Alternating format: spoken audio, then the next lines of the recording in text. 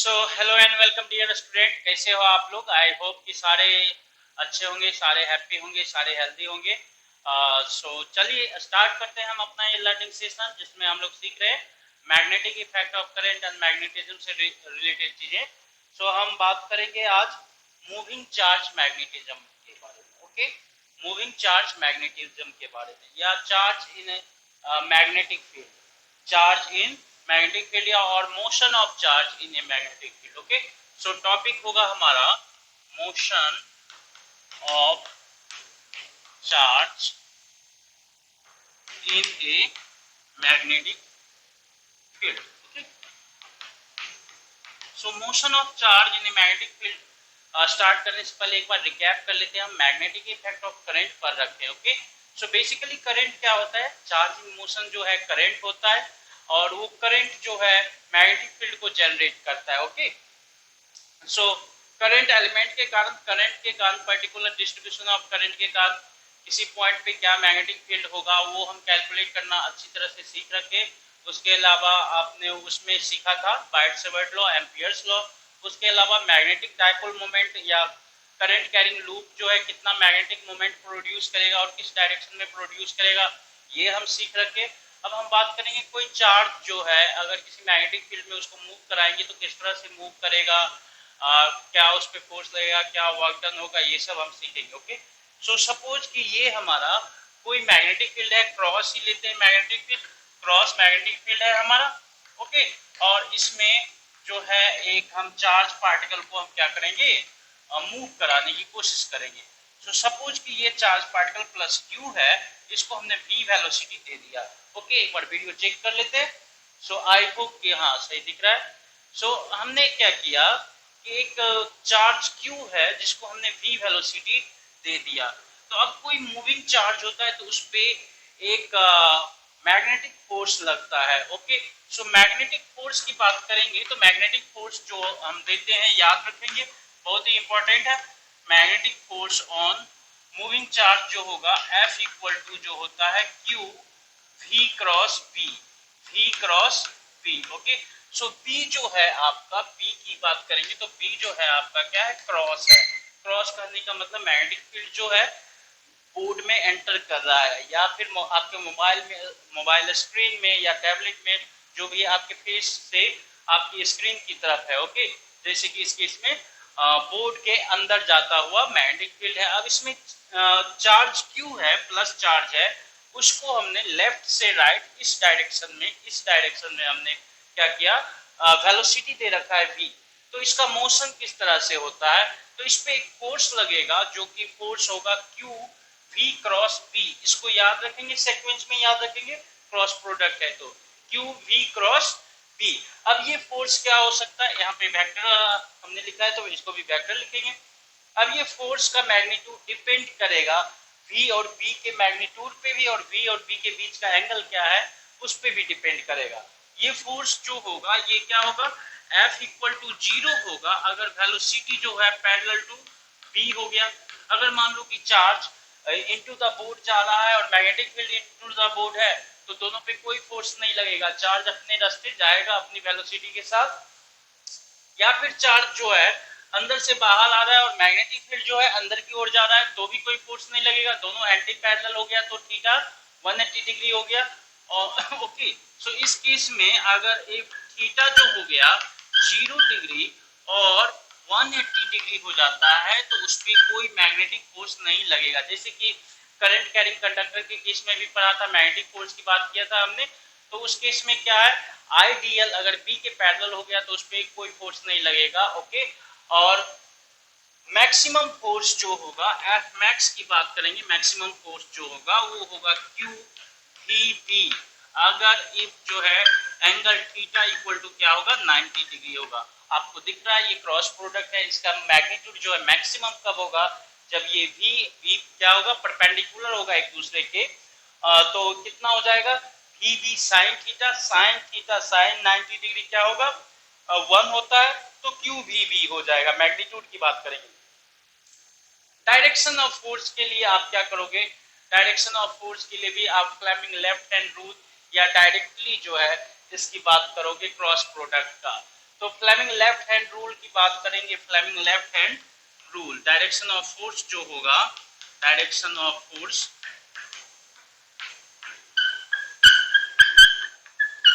इसके लिए आप क्या यूज करेंगे, फ्लेमिंग लेफ्ट हैंड रूल। ठीक है जी।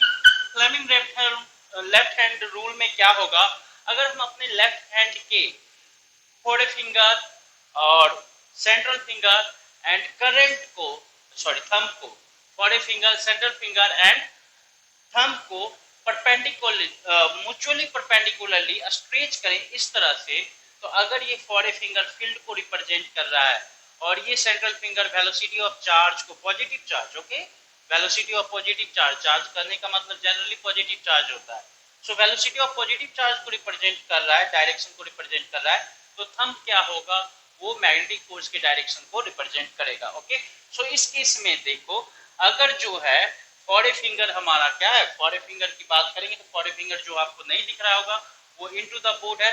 सेंट्रल फिंगर की बात करेंगे तो सेंट्रल फिंगर क्या है, सेंट्रल फिंगर जो है इस डायरेक्शन में, अब देखो फोर फिंगर इस डायरेक्शन में, सेंट्रल फिंगर इस डायरेक्शन में, तो फोर्स ऐसा लगेगा।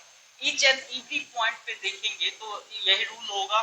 तो इसका अगर देखेंगे पाथ तो क्या होगा, अगर ये सफिशिएंटली लार्ज फील्ड है, सफिशिएंटली लार्ज एरिया में फील्ड है, तो इस केस में जो इस चार्ज का जो पाथ हो जाएगा सर्कुलर हो जाएगा, इस चार्ज का पाथ क्या हो जाएगा, सर्कुलर हो जाएगा। इस बात को ध्यान रखेंगे।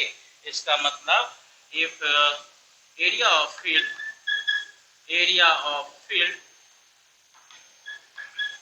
इज sufficiently large, then क्या होगा, charge will circulate, charge will circulate in circle। अब इस सर्कल का रेडियस क्या होगा, ओके, सो आपने इसमें क्या रखा, अभी तक क्या देखा कि अगर किसी मैग्नेटिक फील्ड में किसी चार्ज को वेलोसिटी दिया जाता है तो वो एक मैग्नेटिक फोर्स को एक्सपीरियंस कर सकता है according to this law, F equal to Q V cross B। Okay, if V is parallel to B or anti-parallel to B, then F will be 0 because theta will become 0 degree or 180 degree। okay, if जो है V is perpendicular to B, then F will be maximum, that is theta 90 degree होगा, and direction of force is given by Fleming left hand rule। Fleming left hand rule में जानते हो ये four finger होता है, four finger field को represent करेगा, central finger current को रिप्रेजेंट करेगा, तो करंट कैरिंग एलिमेंट में, तो करंट कहने का मतलब पॉजिटिव चार्ज के मोशन का direction, direction of motion of positive charge. तो यहाँ पे डायरेक्शन ऑफ मोशन में क्या है, वेलोसिटी है। सो अगर ये सेंट्रल फिंगर वेलोसिटी के डायरेक्शन को रिप्रेजेंट कर रहा है तो थंब जो है किसको रिप्रेजेंट करेगा, मैग्नेटिक फोर्स को। तो अगर ये चार्ज यहाँ पर होगा तो मैग्नेटिक फोर्स हमेशा ऐसा होगा, ये चार्ज ऐसा होगा तो मैग्नेटिक फोर्स ऐसा होगा, ये चार्ज यहाँ पे आएगा तो मैग्नेटिक फोर्स ऐसा लगेगा, ये चार्ज यहाँ पे आएगा तो मैग्नेटिक फोर्स ऐसा लगेगा। ठीक है, सो अगर देखो ये और इस केस में देखोगे तो ये जो होगा एच फोर्स जो है वेलोसिटी के परपेंडिकुलर लग रहा है, फोर्स क्या है, वेलोसिटी के परपेंडिकुलर डायरेक्शन में है, तो क्या ये फोर्स जो है, फोर्स जो वेलोसिटी के परपेंडिकुलर डायरेक्शन में लग रहा है, मैग्नेटिक फोर्स जो है वेलोसिटी के परपेंडिकुलर डायरेक्शन में लग रहा है, ये फोर्स वेलोसिटी के डायरेक्शन को चेंज करेगा बट मैग्नीट्यूड को चेंज नहीं करेगा। सो इस केस में याद रखेंगे बच्चे कि जब मैग्नेटिक फोर्स लगता है तो चार्ज का जो है वेलोसिटी का डायरेक्शन चेंज होता है, मैग्नीट्यूड चेंज नहीं होता है। ये वेरी इंपॉर्टेंट कंसेप्ट है, ये याद रखेंगे कि वेलोसिटी का मैग्नीट्यूड चेंज नहीं होगा, वेलोसिटी का डायरेक्शन चेंज होगा। वेलोसिटी चेंज होगा बिकॉज वेक्टर क्वांटिटी है वेलोसिटी, तो अगर उसका डायरेक्शन भी चेंज हो गया तो वहां पे वेक्टर चेंज हो जाता है, तो वेलोसिटी चेंज हो रहा है। वेलोसिटी क्या है, वेलोसिटी को अगर आप देखेंगे तो वेलोसिटी चेंज हो रहा है, वेलोसिटी का डायरेक्शन चेंज हो रहा है, तो वेलोसिटी चेंज हो रहा है, बट स्पीड चेंज नहीं हो रहा है, स्पीड चेंज नहीं हो रहा है। ओके, सो और ये मैग्नेटिक फोर्स क्या होगा, ऑलवेज परपेंडिकुलर टू वेलोसिटी होगा। यहीं से देखेंगे तो इसके साथ ये पॉइंट भी आप याद रखोगे हमेशा, ये पॉइंट भी याद रखोगे। फोर्स क्या होगा, परपेंडिकुलर टू वेलोसिटी वेक्टर होगा। फोर्स क्या होगा, perpendicular to magnetic field vector होगा। फोर्स क्या होगा, perpendicular to plane containing magnetic field and velocity vector. Force is perpendicular to plane containing magnetic field and velocity vector. Okay, so due to याद रखेंगे, इसके अलावा आप याद रखोगे ये वाला आपकी बोल दिए वीडियो में, तो due to magnetic force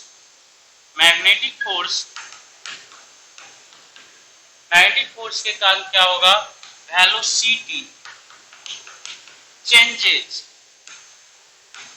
but magnitude of velocity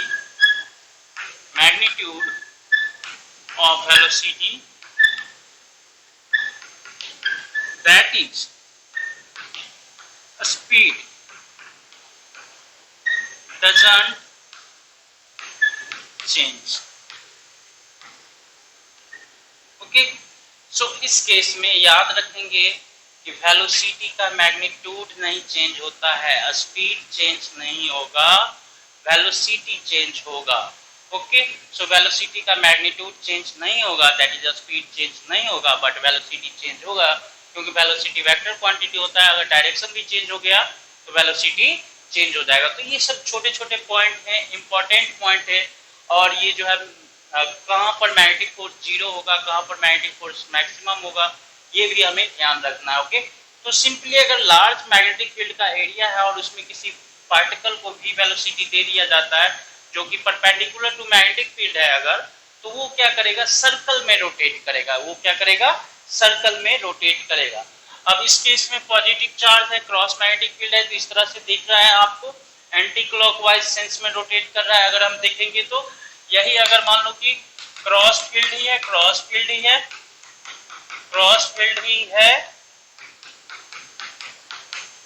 यहाँ पे देखो क्रॉस फील्ड है, बट अगर ये नेगेटिव चार्ज होगा, ये नेगेटिव चार्ज होगा और इसको ये v वेलोसिटी देते, नेगेटिव चार्ज होगा और इसको v वेलोसिटी देते इधर, तो ये इधर ऐसा नहीं रोटेट करके ये क्या है, ऐसा रोटेट करता, ये जो है ऐसा रोटेट करता। ओके, सो अगर ये नेगेटिव चार्ज होता तो ये जो है, ये पॉजिटिव की जगह नेगेटिव होता तो ये ऊपर ऐसा नहीं रोटेट करता, ये इस तरह से रोटेट करता। क्योंकि अगर देख लो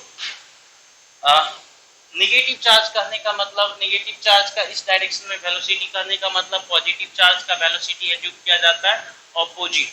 सो पॉजिटिव चार्ज का वेलोसिटी हो गया ऑपोजिट डायरेक्शन में, पॉजिटिव चार्ज का वेलोसिटी क्या हो गया, ऑपोजिट डायरेक्शन में, मैग्नेटिक फील्ड इधर है और पॉजिटिव चार्ज इधर है, तो देखो थंब जो है फोर्स इधर लगेगा, तो यहाँ पे फोर्स इधर लगेगा और वेलोसिटी इधर है।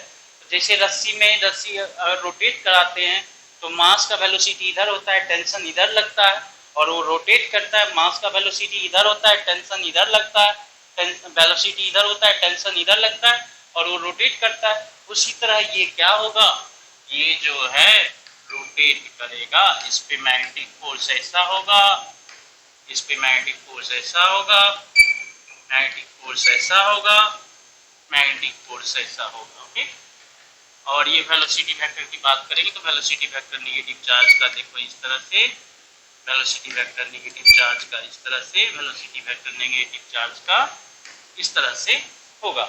सो अब तो एक तो डायरेक्टली इसी पे पूछता है किस सेंस में रोटेट करेगा, ऐसा क्वेश्चन आईटीजी में भी पूछा गया है, सिंपली दे दिया कि an electron is given a velocity v in a magnetic field, represent the path of that electron. Okay, so इस केस में अगर इलेक्ट्रॉन होगा तो ऐसा रोटेट करेगा और प्रोटॉन होगा तो इस तरह से रोटेट करेगा।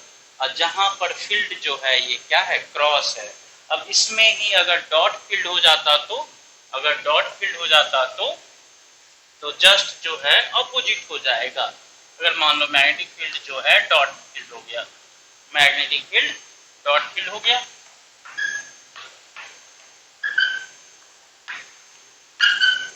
सो मैग्नेटिक फील्ड अगर डॉट फील्ड हो गया और ये पॉजिटिव चार्ज है, यहाँ पे वेलोसिटी ऐसा है, तो मैग्नेटिक फील्ड का डायरेक्शन अब आपके फेस की तरफ है, आपके फेस की तरफ है। वेलोसिटी का डायरेक्शन देखो, सेंट्रल फिंगर इधर है, थंब का डायरेक्शन फोर्स को रिप्रेजेंट करेगा। इसका मतलब ये जो है इस तरह से रोटेट करेगा, ये जो है इस तरह से रोटेट करेगा, ठीक है। सो ये मैग्नेटिक फोर्स इधर लगेगा, यहाँ पे होगा वेलोसिटी वेक्टर इधर होगा, तो फोर्स इधर, वेलोसिटी वेक्टर इधर, तो फोर्स इधर, वेलोसिटी वेक्टर इधर, तो फोर्स इधर। ये फोर्स जो है मैग्नेटिक फोर्स, कौन सा है फोर्स, मैग्नेटिक फोर्स जो है सेंट्रीपिटल फोर्स है। क्या, सेंट्रीपिटल फोर्स है। तो मैग्नेटिक फोर्स जो सिंपली अगर किसी मान लो कि कोई भी ऑब्जेक्ट या कोई भी बॉडी अपना वेलोसिटी के डायरेक्शन को चेंज करता है तो उस पर एक सेंट्रीपिटल फोर्स लगता है। और सेंट्रीपिटल फोर्स क्या है, ऐसे ही नहीं लगता है, उस पर कोई बाय एक्सटर्नल मीन उस पर लगाना पड़ता है तभी चेंज करेगा, चाहे वो फ्रिक्शन हो चाहे वो टेंशन हो।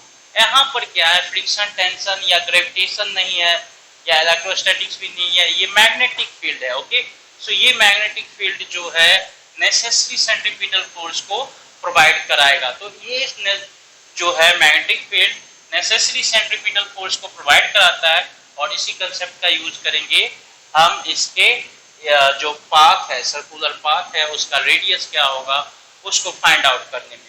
ओके, अब देखो अगर डॉट में मान लो कि ये डॉट फील्ड होता, मैग्नेटिक फील्ड जो है आपका डॉट फील्ड होता, डॉट होता, और ये क्या है, नेगेटिव चार्ज होता, नेगेटिव चार्ज होता। अगर मान लो नेगेटिव चार्ज को इधर दे दिया तो नेगेटिव चार्ज को वेलोसिटी अगर इधर दे दिया आपने तो मान लो कि पॉजिटिव चार्ज जो है इधर मूव कर रहा है। अगर नेगेटिव चार्ज आपको राइट वार्ड दिख रहा है मूव करता हुआ तो आपको एज्यूम करना पड़ता है कि positive charge left ward move कर रहा है। तो पॉजिटिव चार्ज का वेलोसिटी जो है देखो, ये हम सेंट्रल फिंगर का डायरेक्शन, सेंट्रल फिंगर का डायरेक्शन इधर है और सेंट्रल फिंगर का डायरेक्शन इधर है, और ये देखो मैग्नेटिक फील्ड डॉट है मतलब कि आउट ऑफ बोर्ड है, बोर्ड से आपके फेस की तरफ है, तो इसमें वेलोसिटी पॉजिटिव चार्ज का इधर, फील्ड का डायरेक्शन इधर, तो फोर्स का डायरेक्शन इधर। सो इसका मतलब ये जब रोटेट करेगा तो इस तरह से रोटेट करेगा, इस तरह से रोटेट करेगा, ठीक है। सो अब क्या है, आप आई होप कि आपने कौन सा charge, positive charge, negative charge किस डायरेक्शन में, क्लॉकवाइज या एंटी क्लॉकवाइज में रोटेट करेगा वो आपको पता चल गया होगा। अगर थोड़ा कंफ्यूजन है तो आप अभी ही जाके पीछे, थोड़ा सा जाके पीछे आप चेक कर लो। हमेशा इस पे जो फोर्स लगेगा वो according to Fleming left hand rule लगेगा। और याद रखेंगे जैसे कि फोर्स का सिंपल डेफिनेशन आपको क्रॉस प्रोडक्ट में जो रिजल्टेंट है उसके रिजल्टेंट का डायरेक्शन अगर आपको काउंट करना आता है तो ये आप आसानी से कैलकुलेट कर सकते हो। Force equal to Q V cross P होता है, वी क्रॉस पी। तो वी है आपका पॉजिटिव चार्ज और V cross P, V cross P, तो वी से बी की तरफ कर्ल करते हैं तो ये क्या है, थंब का जो डायरेक्शन जो होता है वो रिजल्टेंट का डायरेक्शन होता है। सो अगर वी से बी, बी इधर है और v इधर है तो v से b मोड़ेंगे तो थंब नीचे जाएगा। और इस केस में जो है v देखो ये क्या है, वो नेगेटिव चार्ज इधर जाने का मतलब, यहाँ पे पॉजिटिव चार्ज लिखा हुआ है ना, तो नेगेटिव चार्ज इधर जाने का मतलब ये जो है पॉजिटिव चार्ज इधर जाएगा। तो v से देखो b तो इधर है, सो v से b अगर करते तो थंब ऊपर दिखता है, तो मैग्नेटिक फोर्स जो होगा यहाँ पे Fb ऐसा, यहाँ पे भी एफ भी ऐसा, यहाँ पे एफ भी ऐसा, और यहाँ पे बड़ी एफ भी ऐसा। सो इस तरह से आप किसी मैग्नेटिक फील्ड में अगर कोई चार्ज मूव कर रहा है तो उस पर मैग्नेटिक फील्ड जो है किस डायरेक्शन में लग रहा है वो आप आसानी से डिटरमिन कर सकते हो, और उसके अकॉर्डिंग आप उसका पाथ जो है बता सकते हो कि कैसा होगा पाथ उस गिवन मैग्नेटिक फील्ड में। Okay, so for a particular charge particle या चार्ज बॉडी के लिए गिवन मैग्नेटिक फील्ड में पाथ कैसा होगा, पाथ भी डिसाइड करना बहुत इंपॉर्टेंट होता है। एडवांस के प्रॉब्लम में पहले पाथ डिसाइड करना पड़ेगा, फिर आपको कैलकुलेशन पे जाना पड़ेगा। पाथ अगर गलत हो गया तो फिर वहीं पे आपका प्रॉब्लम गलत हो गया। ओके, सो बड़े आराम से अगर इसको 3-4 बार देख लोगे, आप नोटबुक पे पेन से प्रैक्टिस कर लोगे तो बड़े आराम से आप इसके पाथ को डिसाइड कर सकते हो। चलो नाउ हम बात करते हैं radius of circle. Radius of circle, तो रेडियस ऑफ सर्कल, आप मान लो कि ये क्रॉस मैग्नेटिक फील्ड है और क्रॉस मैग्नेटिक फील्ड में आप पॉजिटिव चार्ज को वेलोसिटी जो है टुवर्ड्स राइटवर्ड देते हो, ये इस तरह से रोटेट करता है। आप पहले इसको देख रखे हैं, इसको अच्छे से थोड़ा सा सर्कल बनाएं।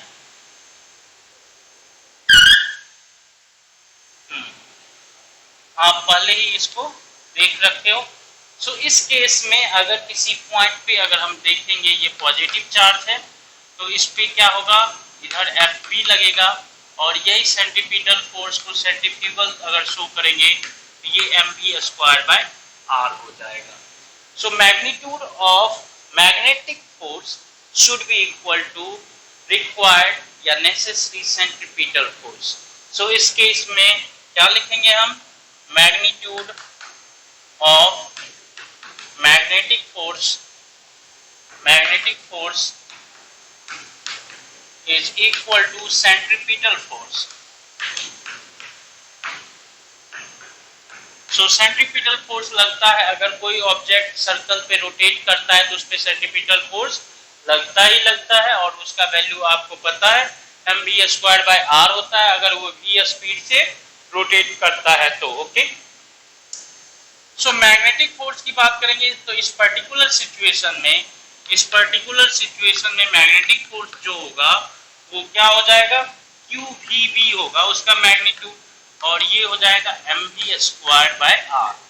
तो यहाँ से देखो ये वी वी कैंसिल हो गया, आर की बात करें तो ये आ गया M B by Q B, M B by Q. Okay, ये सबसे फंडामेंटल फॉर्मूला है, इसको हम याद रख लेंगे। ये सबसे फंडामेंटल फॉर्मूला होता है, इसको आप याद रख लोगे। R इक्वल टू क्या हुआ, M V by Q B. Okay, M V by Q B.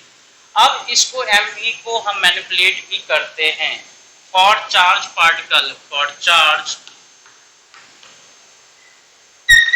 Q accelerated through a potential difference.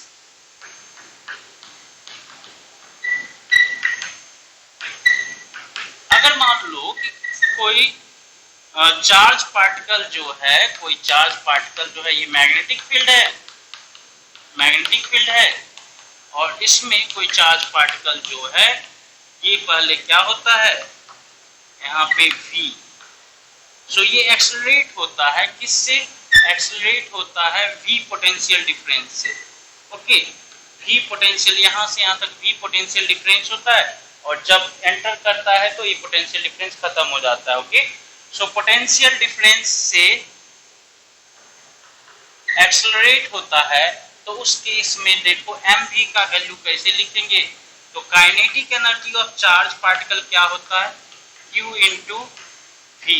Okay, potential difference capital V यहाँ पे शो करेंगे, पोटेंशियल डिफरेंस कैपिटल V से डिनोट करेंगे, तो ये QV हो जाता है। ओके, और यहाँ से आप हाफ एम वी स्क्वायर अगर लिखेंगे तो ये हो जाता है Q। ओके, चलो यहाँ तक तो समझ लिए। अब इससे हमें एम वी से क्या लेना देना भाई, तो यहाँ पर देखो अगर आप बात करोगे या काइनेटिक एनर्जी के टर्म में भी बात कर सकते हैं, क्यू वी के टर्म में भी बात कर सकते हैं। ओके, आर का तो एक फंडामेंटल ये याद रखेंगे, M we by Q V. अब एम वी को हम पी के टर्म में भी mass into velocity, mass into speed, क्या मैग्नीट्यूड ऑफ मोमेंटम कर सकते हैं, ये मोमेंटम भी लिखा जा सकता है। इसको हम क्या है काइनेटिक एनर्जी के टर्म में भी लिख सकते हैं। ओके, सो बहुत सारे टर्म में लिख सकते हैं। काइनेटिक एनर्जी को हम क्यू इंटू वी के टर्म में भी लिख सकते हैं और टेम्परेचर बोल्ट्जमान कांस्टेंट के टर्म में भी लिख सकते हैं। ओके, सो इसको हम याद रखेंगे फंडामेंटली ये M we by Q V, और ये याद रखेंगे कि एम वी को हम मोमेंटम के टर्म में भी लिख सकते, काइनेटिक एनर्जी के टर्म में भी लिख सकते। अब देखो यहाँ पे P इक्वल टू होता है एम वी मोमेंटम, कोई P मोमेंटम के साथ, तो R इक्वल टू क्या हो गया P by Q V, momentum के साथ लीनियर मोमेंटम के साथ एंटर करता है तो direct P by Q V भी बोल सकते हैं। दूसरा आप काइनेटिक एनर्जी इक्वल टू होता है P square by 2m। So P को हम अंडर रूट 2 के mv लिख सकते हैं। ये क्या है काइनेटिक एनर्जी, ये क्या है काइनेटिक एनर्जी। ओके, सो इस केस में यहाँ पर ही देखो ये R को जो है हम ऐसा भी लिख सकते हैं अंडर रूट 2 के m by Q V, radius of circle. Radius of circle की बात करेंगे तो इस टर्म में भी आप इसको लिख सकते हो। सारे पॉइंट को याद रखेंगे, एक बार इस पे क्वेश्चन पूछा जाता है और यही मैनिपुलेट कर देगा। कभी कभी directly M we by Q भी दे देगा, कभी एम वी डायरेक्टली आपको नहीं देगा, मोमेंटम दे देगा, कभी मोमेंटम भी नहीं देगा, चार्ज दे देगा, पोटेंशियल डिफरेंस दे देगा। सो उसे चार्ज और पोटेंशियल डिफरेंस से कभी कभी क्या होता है समटाइम्स याद रखेंगे, समटाइम्स आपको चार्ज और पोटेंशियल डिफरेंस के टर्म में दिया है तो काइनेटिक एनर्जी को, काइनेटिक एनर्जी जो होता है याद रखेंगे K इक्वल टू आपको Q into V, Q into V, V क्या होगा पोटेंशियल डिफरेंस, V क्या होता है potential difference. So potential difference के टर्म में भी और चार्ज के टर्म में भी याद रखने की जरूरत है। ओके, सो काइनेटिक एनर्जी के टर्म में भी रेडियस को याद रखेंगे और काइनेटिक एनर्जी को याद रखेंगे। अभी कभी कभी आपको पोटेंशियल डिफरेंस के टर्म में भी उसको लिखने की रिक्वायरमेंट पड़ जाएगी। ओके, सो आई होप कि आपने रेडियस ऑफ सर्कल, अगर कोई चार्ज जो है किसी मैग्नेटिक फील्ड में सर्कल में रोटेट कर रहा है तो उस सर्कल का जो रेडियस होगा वो कितने का होगा वो आप कैलकुलेट कर सकते हो। ओके, दूसरा एक इसमें पॉइंट याद रखेंगे, इसके अलावा याद रखेंगे Q बाय एम जो होता है, Q by M charge particle का, उसको हम बोलते हैं specific charge. Q by M equal to कभी कभी अल्फा डिनोट करते हैं और इसको बोलते हैं specific Q by M. Ratio of Q by M जो होता है स्पेसिफिक चार्ज भी होता है। Ratio of Q by M जो होता है स्पेसिफिक चार्ज होता है।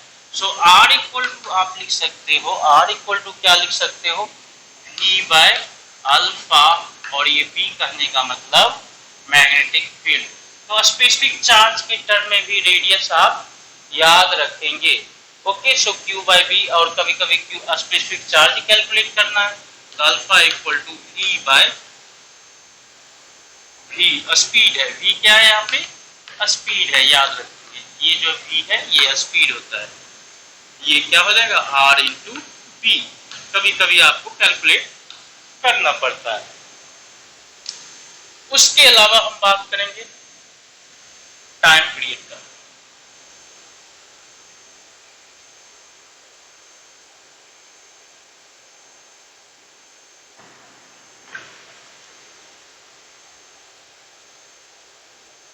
सो अगर मान लो कि ये रोटेट कर रहा है, ये रोटेट कर रहा है, पॉजिटिव चार्ज है और क्रॉस फील्ड है, फील्ड जो है क्रॉस है। ओके, सो ये पॉजिटिव चार्ज रोटेट कर रहा है इस तरह से, तो इस केस में अगर time period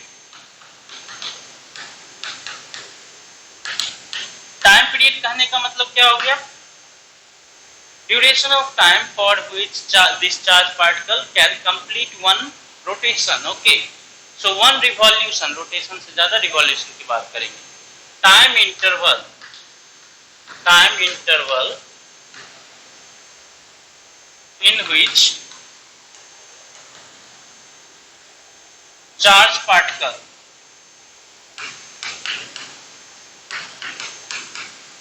complete one revolution। सो टाइम पीरियड की बात करेंगे तो टाइम पीरियड में देखो ये क्या है, ये चार्ज पार्टिकल जो दौड़ता है इस पाथ पे, किस स्पीड से दौड़ता है, v स्पीड से दौड़ता है, और एक रिवॉल्यूशन को कंप्लीट करने में ये कितना डिस्टेंस दौड़ेगा। तो इसको टाइम पीरियड की बात करेंगे तो टाइम सिंपली होता है distance, distance by speed. So ये time period t equal to क्या होगा, 2 पाई r बाय v। अब आप जानते हो r इक्वल टू आपने लिखा mv by qv, mv by qv, तो r बाय v क्या हो गया, r बाय v क्या हो गया, m बाय v हो गया, r बाय v क्या हो गया, m by. So time period जो है याद रखोगे बच्चे, और इसमें किस तरह से क्वेश्चन पूछा जाता है वो भी बताएंगे। सो ये टाइम पीरियड जो होता है t इक्वल टू क्या हो जाएगा, 2 पाई, और r बाय v को हम क्या लिखें, 2 pi m by Q B. Okay, so इसको याद रखें। ऑल्सो आप जानते हो q बाय m को हम क्या बोलते हैं, अल्फा बोलते हैं। q बाय m को क्या बोलते हैं, अल्फा। तो टाइम पीरियड क्या हो जाएगा, 2 पाई q बाय m नीचे आएगा तो alpha into B, alpha into B. Okay, also frequency की बात करेंगे, फ्रीक्वेंसी ऑफ रिवॉल्यूशन। तो फ्रीक्वेंसी f इक्वल टू क्या होता है, 1 बाय टाइम पीरियड, 1 बाय टाइम पीरियड। सो ये हो गया आपका, ये क्या हो जाएगा, qb बाय 2 पाई m। और f इक्वल टू बात करेंगे अल्फा स्पेसिफिक चार्ज, अल्फा क्या है आपका, ratio of charge to mass for a particle, specific charge. बहुत सारे पार्टिकल का जो स्पेसिफिकेशन दिया जाता है, स्पेसिफिक चार्ज मतलब कि चार्ज एंड मास का रेशियो काउंट किया जाता है उसकी प्रॉपर्टी को स्टडी करने के लिए। तो स्पेसिफिक चार्ज याद रखेंगे, एक स्पेसिफिक क्वांटिटी होता है। सो अल्फा बी, वहां पे देखो 1 बाई टी करेंगे तो अल्फा बी ऊपर और 2 पाई नीचे, अल्फा बी ऊपर और 2 पाई नीचे, ठीक है। सो इसको भी याद रखते हैं हम लोग, इसको भी याद रखते हैं। ओके, इसके अलावा याद रखोगे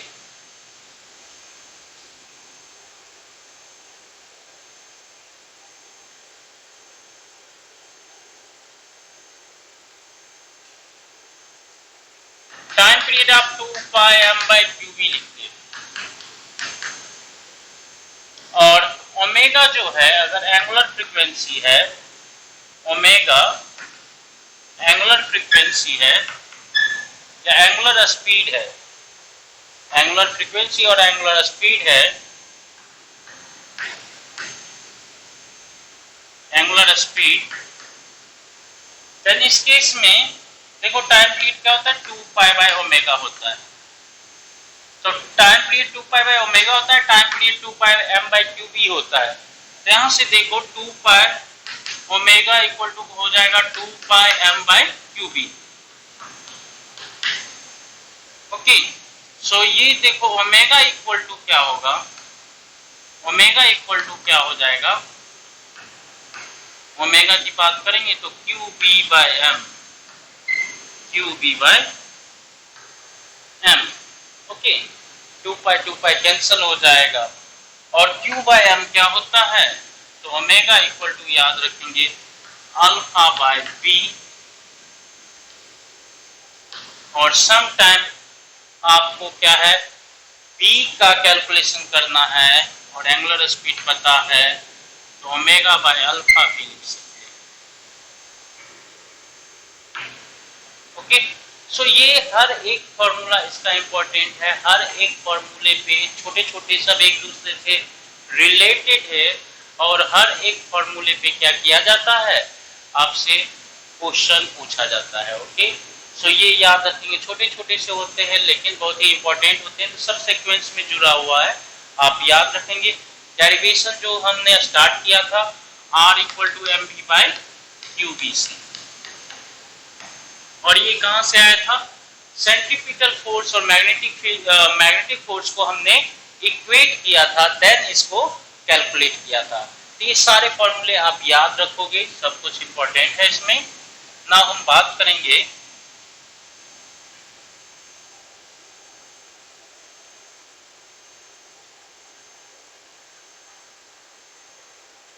देखो टाइम पीरियड क्या है आपका, टाइम पीरियड दिया 2πm/qb।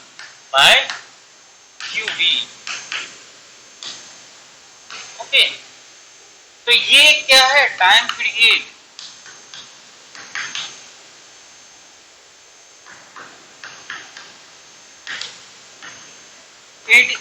Time period is independent of a speed or velocity, a speed of charge। v नहीं है ना इसमें, तो v से क्या है, इंडिपेंडेंट है। इसका मतलब क्या हुआ, इसका मतलब क्या हुआ बच्चे, और दूसरा जो है टाइम पीरियड को ये भी देखेंगे, 2π alpha b, alpha equal to होता है q/m, स्पेसिफिक चार्ज के term. Okay, so specific charge के टर्म में देखेंगे इसको। सो बच्चे याद रखेंगे, इसका मतलब क्या हुआ, इसका मतलब ये हुआ कि अगर जो है ये जो है, मान लो कि ये क्रॉस फील्ड है आपका, क्रॉस फील्ड है ये इस तरह से। ओके, सो क्रॉस फील्ड है अगर, और इसमें आपने क्या किए, इसमें आपने अगर मान लो कि ये जो है आपने किसी चार्ज को v वेलोसिटी से दिया, तो ये रोटेट करके यहाँ पे आ गया। ओके, रोटेट करके यहाँ पे आ गया। अब आपने ये v1 दिया तो ये यहाँ पे आ गया किसी टाइम पीरियड t में।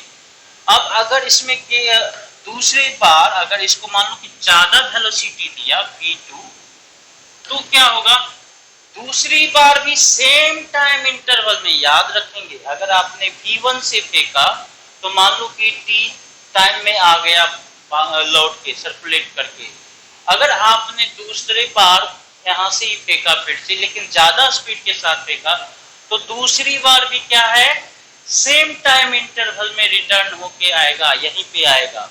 दूसरी बार भी क्या होगा, सेम टाइम इंटरवल, क्योंकि टाइम इंटरवल तो जो है वो क्या है, वेलोसिटी से इंडिपेंडेंट है।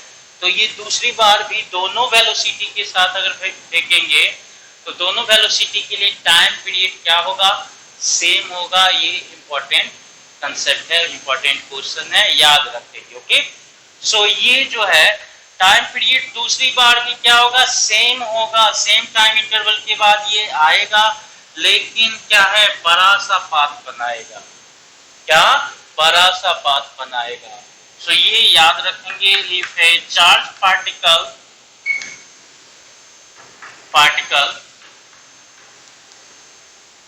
projected in a magnetic field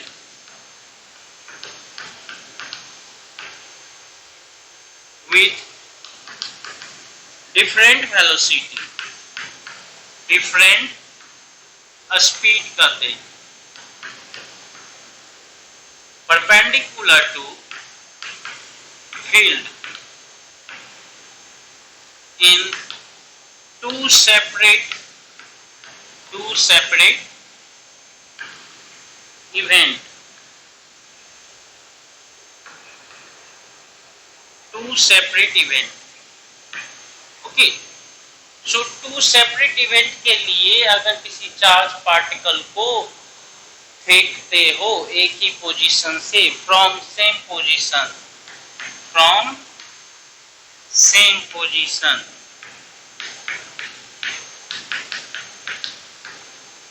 then क्या हो जाएगा, दोनों इवेंट में चार्ज पार्टिकल जो है सेम टाइम इंटरवल के बाद इनिशियल पोजीशन को रिटर्न हो जाएगा। देन इस केस में क्या होगा, इसको याद रखेंगे बच्चे, इसको हमें मिटाना पड़ेगा। इसके अलावा आप लिख लेना, इसको पहले लिखना उसके बाद ये वाला।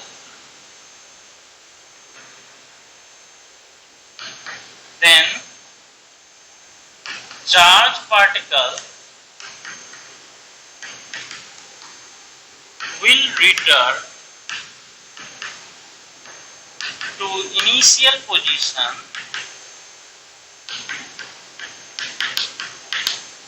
in equal interval of time,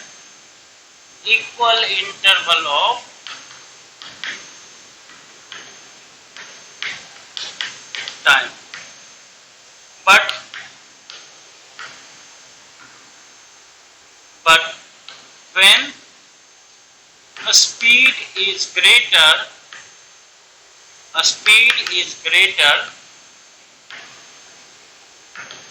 then the particle will circulate in circle of greater radius.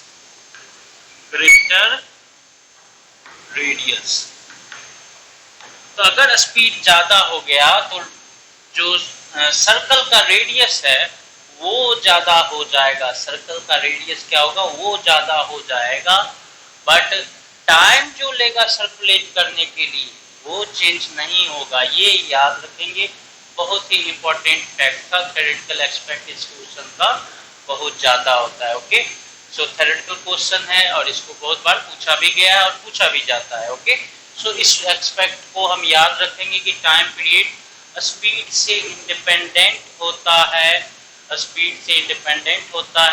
Speed अगर ज्यादा हुआ तो वो क्या है कि ग्रेटर मतलब सर्कल में रिवॉल्व करेगा, बट रिटर्न होने में सेम टाइम लेगा। टाइम पीरियड किस पे डिपेंड करता है, मास पे, चार्ज पे और मैग्नेटिक फील्ड पे डिपेंड करता है, या फिर टाइम पीरियड जो है स्पेसिफिक चार्ज पे डिपेंड करता है।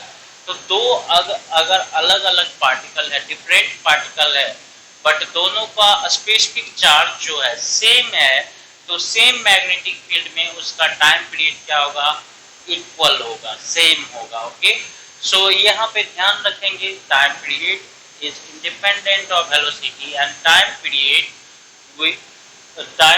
depends on a specific charge. अगर दो चार्ज डिफरेंट चार्ज पार्टिकल का स्पेसिफिक चार्ज सेम हो सकता है, okay, because specific charge is ratio of charge to mass. Okay, so दो डिफरेंट चार्ज पार्टिकल का अगर स्पेसिफिक चार्ज डिफरेंट है तो उस केस में टाइम पीरियड डिफरेंट होगा, स्पेसिफिक चार्ज सेम है तो उस केस में टाइम पीरियड भी सेम होगा, टाइम पीरियड स्पीड से इंडिपेंडेंट होगा। अगर स्पीड ज्यादा है तो टाइम इंटरवल में कोई इफेक्ट नहीं होगा सेम चार्ज पार्टिकल के लिए। ओके, टाइम इंटरवल में, या फिर आप ये कह सकते हैं कि सेम स्पेसिफिक चार्ज के लिए। सो सेम स्पेसिफिक चार्ज के लिए अगर स्पीड ज्यादा है तो टाइम पीरियड में कोई चेंजेस नहीं होगा, बट अगर स्पीड ज्यादा है तो उसमें सर्कल का जो रेडियस है वो ज्यादा हो जाएगा। चलिए इस बात को हम ध्यान में रखेंगे, बहुत ही इंपॉर्टेंट ये पॉइंट था हमारा ना। हम आगे बढ़ते हैं,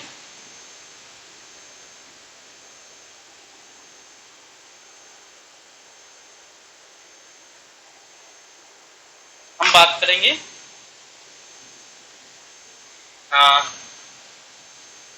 हेलिकल पाथ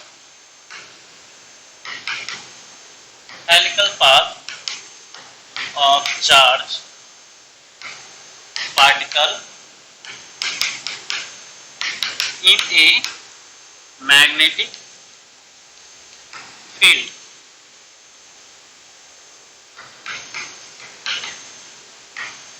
ओके, चलो ठीक है भाई। सो अगर मान लेते हैं ये V है तो V cross V cross V है तो V क्रॉस फोर्स इधर लगेगा। ठीक, सो मान लेते हैं कि रीजन में ये V क्रॉस, तो रीजन में जो है मैग्नेटिक फील्ड है इस तरह से वर्टिकल। अब इस केस में हम किसी चार्ज पार्टिकल को v वेलोसिटी दे देते हैं जो कि इससे थीटा एंगल बना रहा है मैग्नेटिक फील्ड से। मैग्नेटिक फील्ड भी इसी प्लेन में है, बोर्ड के ही प्लेन में मैग्नेटिक फील्ड है, वेलोसिटी भी बोर्ड के ही प्लेन में है, बट वेलोसिटी जो है थीटा एंगल बना रहा है। तो अगर ये वेलोसिटी जो है थीटा एंगल बना रहा है, वेलोसिटी थीटा एंगल बना रहा है, तो इस केस में दो कंपोनेंट होता है वेलोसिटी का। एक जो होगा मैग्नेटिक फील्ड के डायरेक्शन के परपेंडिकुलर होगा v sin थीटा, और दूसरा जो होगा v cos थीटा हो जाएगा। ओके, सो ये अगर v है तो अब देखो वेलोसिटी का जो component parallel to magnetic field है वो क्या होगा, अनडिस्टर्ब रहेगा, उस पर कोई मैग्नेटिक फोर्स नहीं लगेगा। ओके, और जो कंपोनेंट जो है परपेंडिकुलर टू मैग्नेटिक फील्ड है उस वेलोसिटी कंपोनेंट के कारण चार्ज पार्टिकल क्या होगा, चार्ज पार्टिकल एक मैग्नेटिक फोर्स को एक्सपीरियंस करेगा। ओके, सो ये याद रखेंगे, हमेशा याद रखेंगे। इसमें अगर एंगल थीटा एंगल पे है मैग्नेटिक फील्ड के साथ, जनरली थीटा एंगल, थीटा क्या है, ना तो जीरो है ना ही जो है 90 डिग्री है। ओके, सो इस केस में when the velocity of charge is given at an angle theta with respect to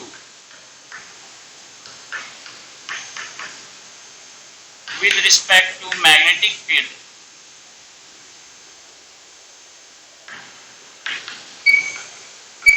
v, okay, velocity v such that theta is not 0 degree, 180 degree, 90 degree. It means velocity is neither parallel nor perpendicular.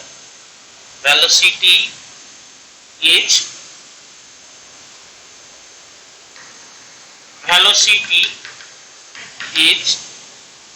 neither parallel nor perpendicular.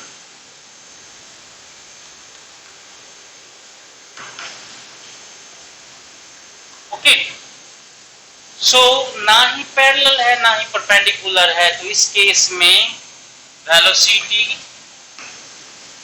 Of charge has two component,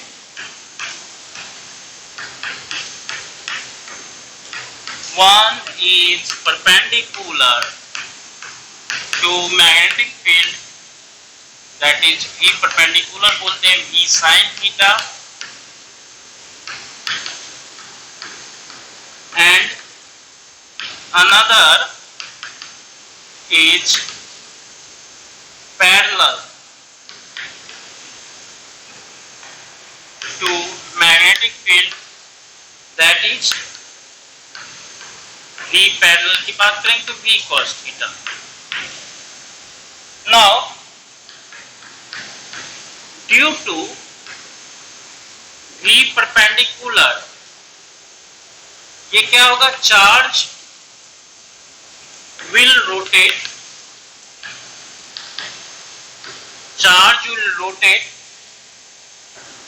in circle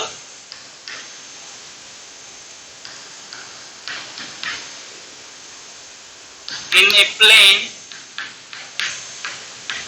perpendicular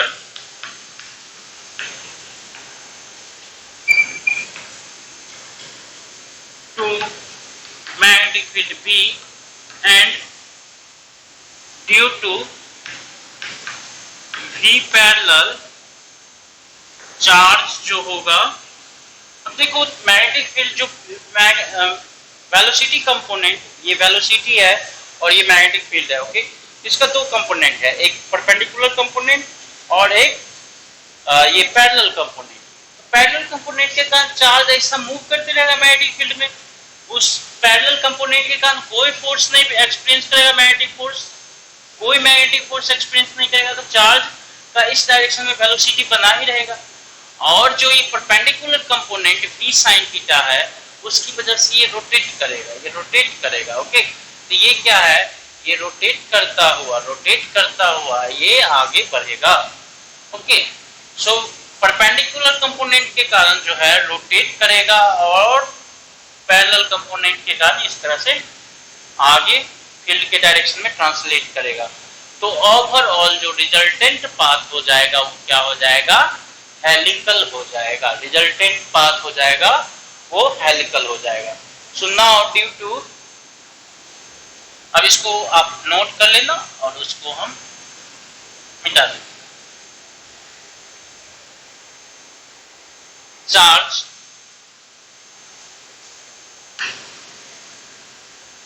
will translate in direction of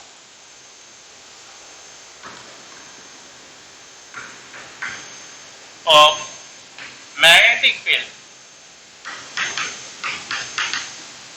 and resultant path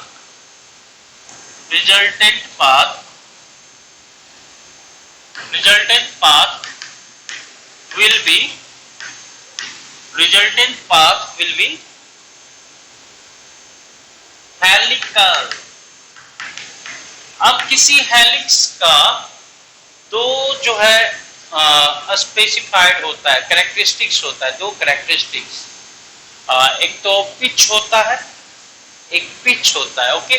pitch क्या होता है, जैसे आप nut bolt जानते हो, तो एक बार नट को बोल्ट के थ्रेड पे रोटेट करने पे जितना वो अलोंग द लेंथ ऑफ क्या कहते हैं बोल्ट ट्रांसलेट करता है, नट जो है along the length of bolt जो है ट्रांसलेट करेगा आगे पीछे, उसको हम बोलते हैं पिच। एक कंप्लीट रोटेशन के लिए जितना इसका ट्रांसलेशन होगा, सो उसको बोलते हैं पिच। सो हम इस केस में सबसे पहले बात करेंगे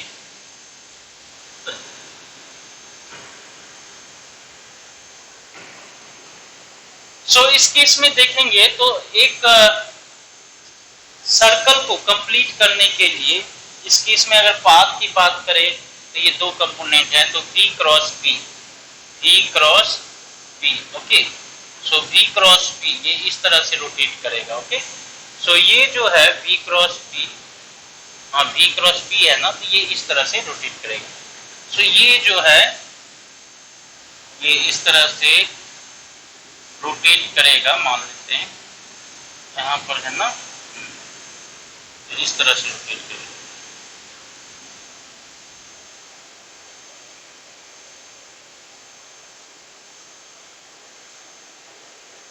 इस तरह से रोटेट करेगा, मान लेते हैं, ठीक है। तो इस तरह से रोटेट करेगा अगर ये, तो इस केस में हम देखेंगे तो ये क्या हो जाएगा, time to complete one rotation, time complete करने में, वन रोटेशन के टाइम कंप्लीट करने में कितना लेगा टाइम, ये होता है आपका v sin थीटा से तो इंडिपेंडेंट ये होता है 2 पाई m/uv। वेलोसिटी स्पीड से उसको कुछ लेना देना नहीं है, मैग्नेटिक फील्ड स्पेसिफिक चार्ज मास और चार्ज से लेना होता है उसको, तो टाइम तो उतना ही लगेगा। सो इतने टाइम में ये जो है इस वेलोसिटी कंपोनेंट भी cos थीटा के साथ ये मैग्नेटिक फील्ड के डायरेक्शन में ट्रांसलेट भी करेगा। तो पिच की बात करेंगे तो पिच जो होता है वो क्या होता है, distance travelled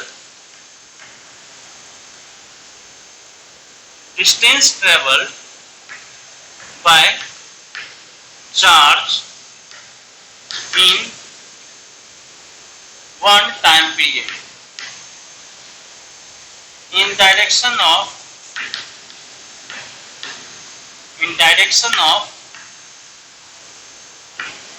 magnetic field in one time period।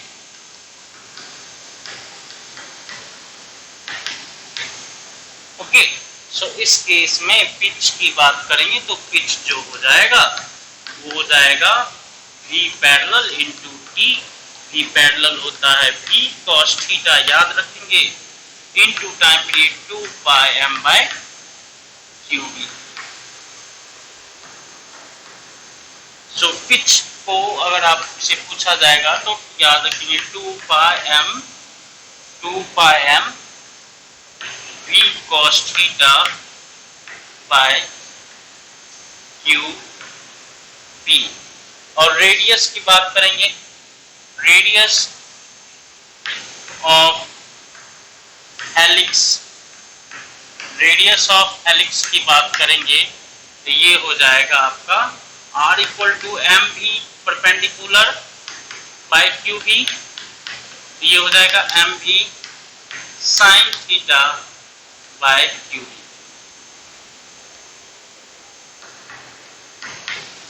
सो बच्चों इसको याद रखेंगे, ये वाला था हेलिकल पाथ कब बनाएगा, जब जो है velocity of charge neither magnetic field के परपेंडिकुलर होगा nor along the magnetic field और anti parallel to magnetic field होगा। उस केस में चार्ज का जो मोशन होगा या चार्ज का जो पाथ होगा वो क्या होगा, हेलिकल पाथ होगा। ओके, सो इसे याद रखेंगे। टाइम पीरियड उसमें पूछा जाता है तो टाइम पीरियड स्पीड से तो इंडिपेंडेंट होता है, simply 2 pi m by Q v ही होगा। और रेडियस ऑफ हेलिक्स की बात करेगा तो परपेंडिकुलर कंपोनेंट वाला वेलोसिटी का परपेंडिकुलर कंपोनेंट को लेकर कैलकुलेशन करेंगे।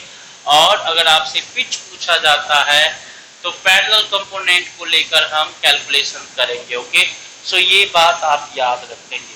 चलिए, तो आई होप कि आपको ये समझ में आ गया। और भी एक टर्म है उसको हम देख लेते हैं यहाँ पे।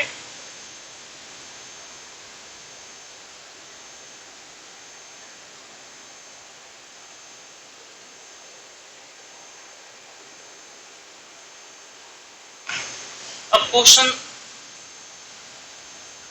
पूछा जाता है आपसे,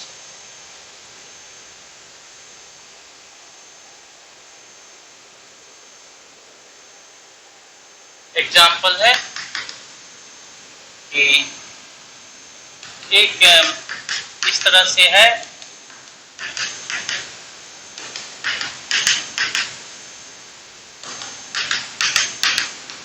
सो अगर ये v वेलोसिटी के साथ थीटा एंगल पे प्लस चार्ज एंटर किया है, प्लस चार्ज ये जो है मान लो कि ये एंटर करता है v वेलोसिटी के साथ।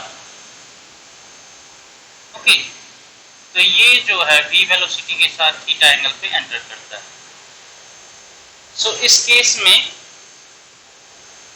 ये जो है प्लस q, इसमें कितना एंगल ट्रेवल करेगा, कितना एंगल जो है ये ट्रेवल करेगा। ओके, सो ये v वेलोसिटी है, अगर इसका v इधर है तो इस केस में देखोगे तो इसका जो v वेलोसिटी क्या है, मैग्नेटिक फील्ड पे परपेंडिकुलर ही है।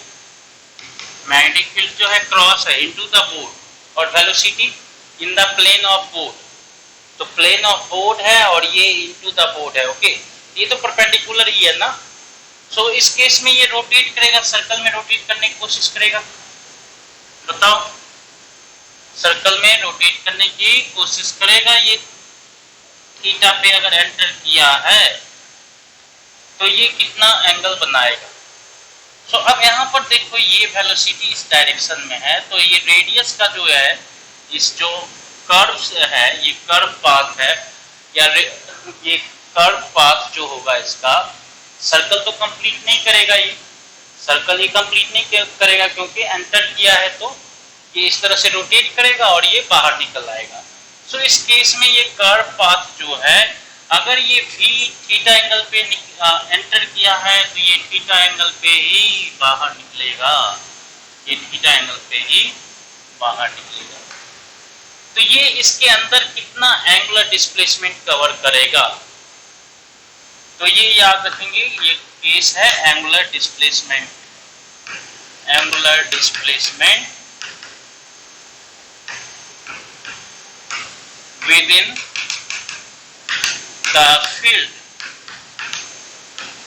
तो यहाँ पर देखो अगर ये क्या है सर्कुलर पाथ में मूव करता है, अगर परपेंडिकुलर फील्ड में एंटर करता है वेलोसिटी के साथ तो सर्कल में मूव करने की चेष्टा करता है, तो जैसे ही एंटर करेगा तो यहाँ से सर्कल बनाना स्टार्ट करेगा। तो यहाँ पर देखो वेलोसिटी जो होगा ये पाथ पे क्या होगा, टेंजेंशियल होगा यहाँ पर वेलोसिटी। और रेडियस की बात करेंगे, अगर सर्कल का फॉर्मेशन करता है तो यहाँ वेलोसिटी v है तो रेडियस ऐसा होता है, और यहाँ वेलोसिटी v है तो रेडियस जो है ऐसा होता है। ओके, सो इस केस में देखो दोनों जगह वेलोसिटी वेक्टर पे रेडियस को क्या होना होता है, परपेंडिकुलर होना होता है। अगर मान लो कि ये वाला पार्ट किसी सर्कल का पार्ट है, तो इस सर्कल का पार्ट है तो सर्कल का सेंटर कहाँ पर होगा, तो यहाँ पर हम परपेंडिकुलर डालेंगे। ओके, इस वेलोसिटी वेक्टर पे, और इस वेलोसिटी वेक्टर पे भी हम परपेंडिकुलर डालेंगे। ठीक है जी, तो ये हो गया आपका सेंटर ओ, सेंटर ओ हो गया। तो ये वाला जो एंगल है total angle phi, total angle की बात करें ये फाई जो है एंगुलर डिस्प्लेसमेंट होगा, ये क्या है फाई जो होगा एंगुलर डिस्प्लेसमेंट होगा। सो यहाँ से लेकर यहाँ तक फाई जो है ये एंगल कवर करेगा विद इन द फील्ड। तो फाई का वैल्यू थीटा के टर्म में देगा, फाई का वैल्यू आपको थीटा के टर्म में बताना होगा। ओके, सो ये चलो, तो ये अगर मान लो ये जो है वेलोसिटी थीटा है, तो ये जो है वेलोसिटी थीटा है, और ये जो है आपका 90 डिग्री है वेलोसिटी पे, ये क्या होगा 90 डिग्री होगा, ये क्या होगा 90 डिग्री होगा। तो अब बताओ ये तो कॉर्ड है और ये मान लो कि ये कहीं सेंटर से ऐसा मिलता हुआ दिख रहा है। ओके, इस तरह से। तो ये अगर थीटा है तो ये 90 माइनस थीटा हो जाएगा। देखो गौर से, ये अगर यहाँ से यहाँ तक देखो 180 डिग्री, इसमें से ये 90 निकल ही गया है, और ये थीटा है तो ये 90 माइनस थीटा हो जाएगा, ये थीटा है तो ये 90 माइनस थीटा हो जाएगा। सिमिलरली यहाँ से देखें ये कॉर्ड है और ये तो रेडियस होगा, ये 90 डिग्री पे दोनों को डिवाइड करेगा ये। तो अगर ये देखो यहाँ से इसको हम ऐसा देखें, इसको ऐसा देखें, तो ये देखो इसको ऐसा भी देखोगे तो ये जो है 90 डिग्री है, ये 90 डिग्री है और ये थीटा है।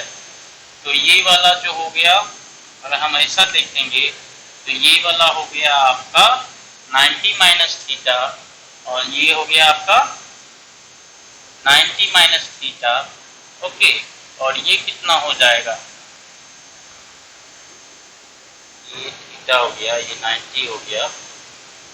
चलो देखते हैं, इस तरह से बना देते हैं। वेलोसिटी है, ये रेडियस वेक्टर है और ये थीटा है, तो ये जो हो जाएगा ये 90 हो गया, और ये देखें तो ये हो गया 90 माइनस थीटा, 90 माइनस थीटा, तो ये 90 माइनस थीटा, ये हो गया आपका थीटा। वैसे ही यहाँ पर देखेंगे तो ये जो है थोड़ा सा चेक करना पड़ेगा, थोड़ा सा चेक करना पड़ेगा। ये वेलोसिटी जो है थीटा एंगल बनाते हुए निकला है, ये वेलोसिटी जो है थीटा एंगल बनाते हुए निकलेगा। तो इस केस में थीटा अगर ये हो गया, ये 90 डिग्री हो गया, तो ये 90 माइनस थीटा हो गया, और ये कितना हो गया जी, इसकी बात करेंगे तो थीटा बनाते हुए निकलेगा, नहीं नहीं ये भी थीटा हो जाएगा,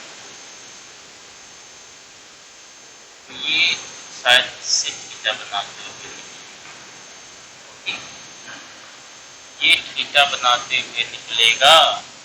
ओके, तो ये थीटा बनाते हुए निकलेगा, तो ये 90 माइनस थीटा ये होगा और ये हो जाएगा थीटा।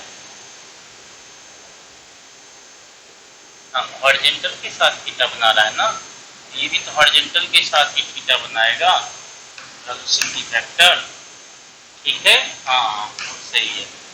ये यहाँ पे हॉरिजॉन्टल के साथ थीटा बना रहा है, तो यहाँ पर भी हॉरिजॉन्टल के साथ थीटा बनाएगा।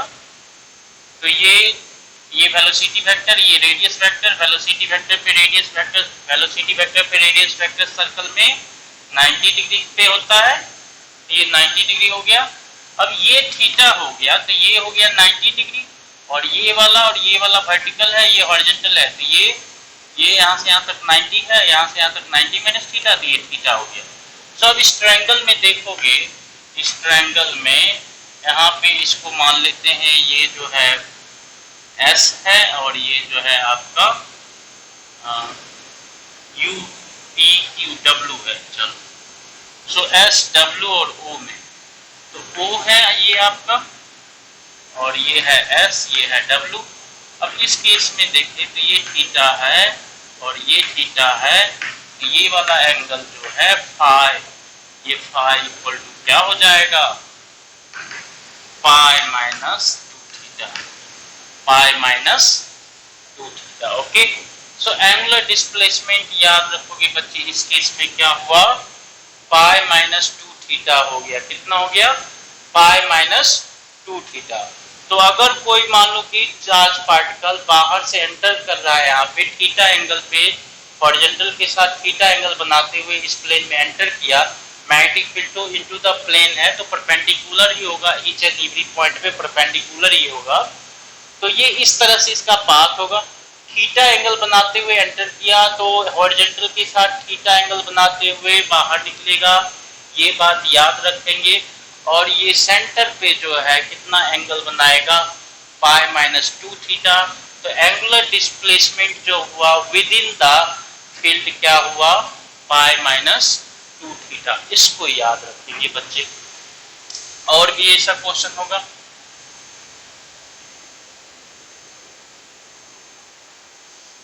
दूसरा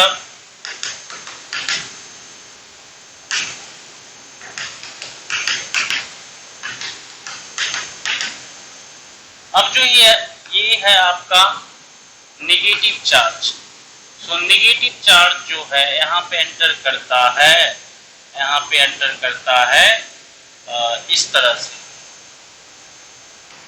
थीटा एंगल पे, हॉरिजॉन्टल के साथ नेगेटिव चार्ज जो है थीटा एंगल पे एंटर करता है। ओके, तो ये देखो नेगेटिव चार्ज तो उधर नहीं रोटेट करेगा, नेगेटिव पॉजिटिव उधर रोटेट कर रहा था, तो नेगेटिव जो है इस तरह से रोटेट करेगा।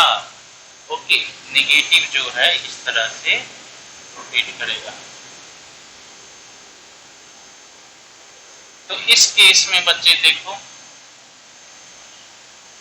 अगर वो वेलोसिटी v है तो ये वेलोसिटी v होगा और ये भी हॉरिजॉन्टल के साथ थीटा एंगल बनाएगा। ये नेगेटिव चार्ज है -q। सो इस केस में सेंटर की बात करेंगे तो इस साइड होगा सेंटर, और यहाँ पर देखेंगे तो रेडियस जो होगा इस तरह से होगा रेडियस वेक्टर। ओके, सो ये देखो इस केस में अगर हम बात करें, ये रेडियस वेक्टर है, तो इसमें अगर देखेंगे तो ये 90 डिग्री और ये जो हो गया थीटा है, तो ये 90 माइनस थीटा और ये 90 माइनस थीटा हो गया, तो ये हो गया आपका थीटा। ओके, और ये भी हो गया आपका थीटा। तो इस केस में जो है फाई की बात करेंगे तो फाई जो होगा आपका, फाई जो होगा ये वाला एंगल है, फाई क्या है, ये वाला एंगल है बच्चे। ओके, तो ये हो गया थीटा, ये भी हो गया थीटा, तो फाई इक्वल टू हो गया 2 पाई माइनस 2 थीटा। 2 पाई माइनस 2 थीटा। ओके बच्चे, सो इसको देखो या फिर आप इसको देखो, ये थीटा थीटा हो गया, सो ये हो जाएगा आपका, हाँ ये अगर थीटा है तो ये 90 डिग्री हो गया, ये 90 माइनस थीटा हो गया, और ये 90 डिग्री है तो ये 90 माइनस थीटा, तो ये थीटा हो गया, इसका मतलब ये भी थीटा हो गया। सो यहाँ पर देखें तो ये वाला एंगल जो हो गया पाई माइनस 2 थीटा हो गया। तो टोटल एंगल की बात करेंगे तो 2 पाई माइनस 2 थीटा कर दे तो ये हो गया आपका पाई प्लस 2 थीटा। यहाँ पे मिस्टेक है बच्चे, पाई प्लस 2 थीटा लिखेंगे, पाई प्लस 2 थीटा लिखेंगे। ओके, पाई प्लस 2 थीटा लिखेंगे, तो ये हो गया pi equal to pi plus 2 theta. इस केस में एंगुलर डिस्प्लेसमेंट ये याद रखेंगे पाई प्लस 2 थीटा हो गया। अगर ये निगेटिव चार्ज होगा, पॉजिटिव था तो पाई माइनस थीटा। तो अगर पॉजिटिव है, निगेटिव है, क्रॉस फील्ड है, डॉट फील्ड है, आपको पाथ वाले डिसाइड करना होगा। और पाथ डिसाइड करने के लिए हमने पहले ही बता दिया है कि आपको क्या क्या करना चाहिए, तो आप वो रिवीजन करोगे, पाथ डिसाइड करोगे, उससे एंगुलर डिस्प्लेसमेंट आपको मिल जाता है। और एक क्वेश्चन कर लेते हैं इसमें,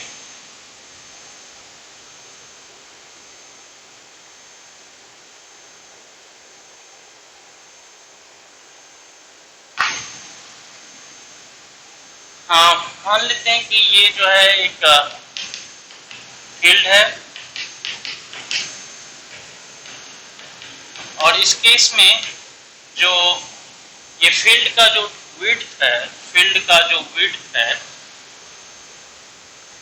वो क्या है, d है। फील्ड का विड्थ जो है d है।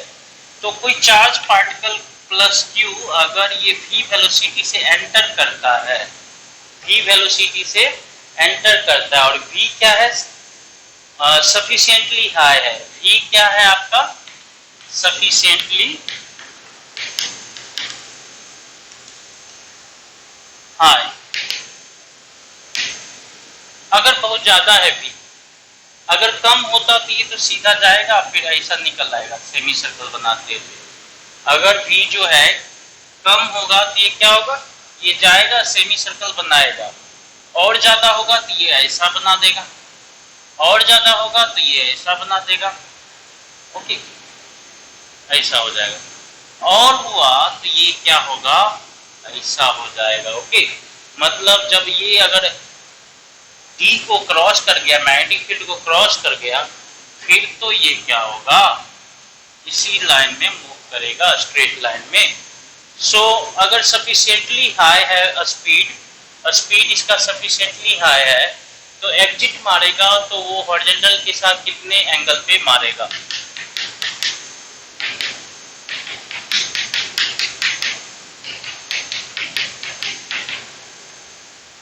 ओके। सो एक गिवन मैग्नेटिक फील्ड है जिसका विड्थ जो है d है, और एक positive charge particle v velocity के साथ हॉरिजॉन्टल डायरेक्शन में इन करता है अलोंग एक्स एक्सिस मान लेते हैं। ओके, तो इस केस में रीजन में परपेंडिकुलरली इन कर रहा है, तो इस केस में जब एग्जिट मारेगा, velocity of charge particle is sufficiently high, मतलब सफिशिएंटली हाई करने का मतलब ये सेम डायरेक्शन सेम मीडियम में रिटर्न नहीं होगा, रिटर्न नहीं हो रहा है। ओके, तो उस केस में d जो है आपका d is less than r दे रखा है। ओके, r क्या होगा, radius of circle. Okay, so इस केस में एग्जिटिंग एंगल पूछेगा, एग्जिट एंगल फ्रॉम हॉरिजॉन्टल। ये आईआईटी में पूछा गया क्वेश्चन है। तो ये जैसे ही एंड करेगा, ये क्या करेगा, कंप्लीट करने की कोशिश करेगा सर्कल को, तो सर्कुलर पाथ में चला जाएगा। ओके, अब यहाँ से स्ट्रेट ही जाएगा, ये कर्व नहीं बनाएगा, ये स्ट्रेट जाएगा।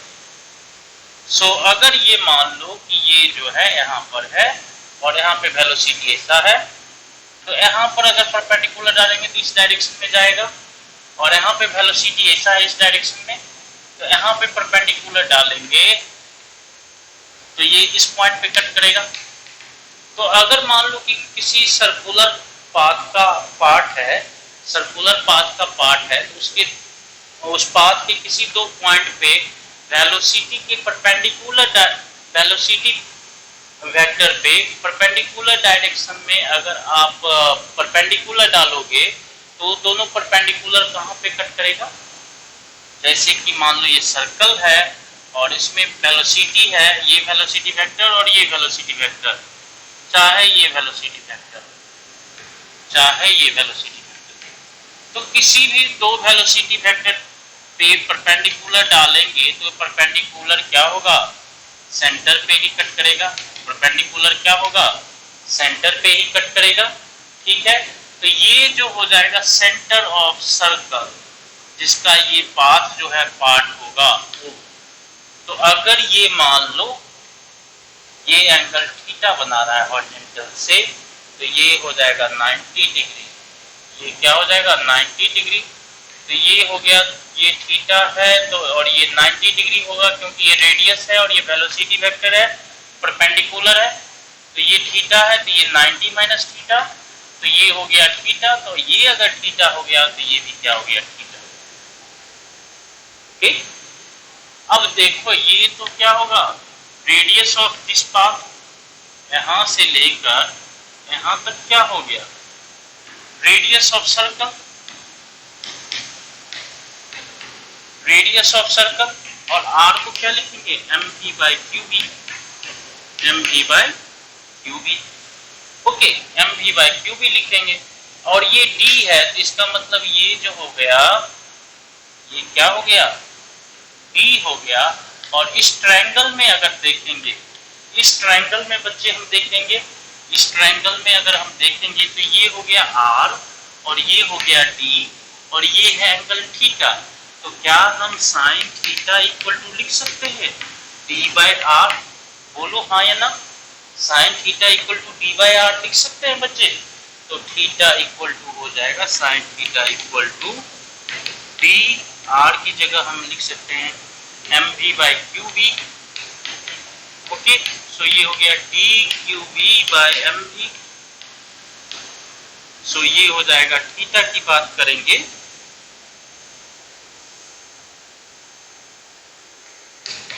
तो थीटा की बात करेंगे तो थीटा इक्वल टू हम लिख देंगे sine inverse D Q B by M B. अब यहीं पे क्यू बाय एम को अल्फा भी लिख सकते हैं, आप उस टर्म में भी लिख सकते हो। Theta equal to sine inverse specific charge D B by alpha. D है ये देखो separation, alpha into speed v। So ये क्वेश्चन आईटीजी में पूछा गया, टिपिकल क्वेश्चन है।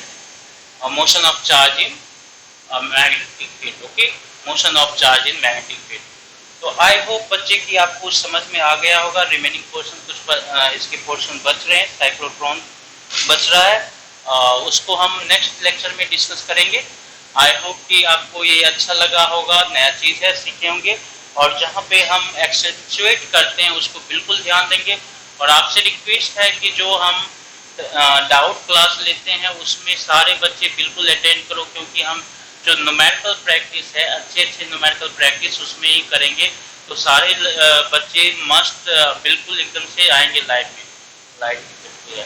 चलिए, तो फिर हम यहीं पर